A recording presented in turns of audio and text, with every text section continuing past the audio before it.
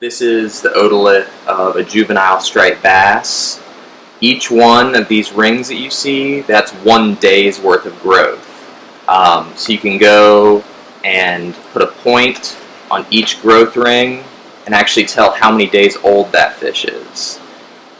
For this project, it was to look at the strontium-calcium ratio, and what that tells you is the salinity that the fish was using on that given day.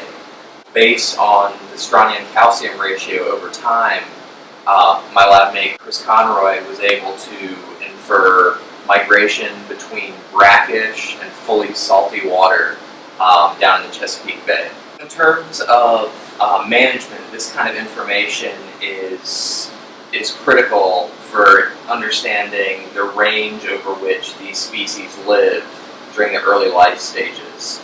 So you can infer from this how anything from point source pollution to fishing could impact these species. It gives you a better idea of the range over which these species are living. Similarly, you could use an approach like this to look at where along the coast a juvenile fish is growing up.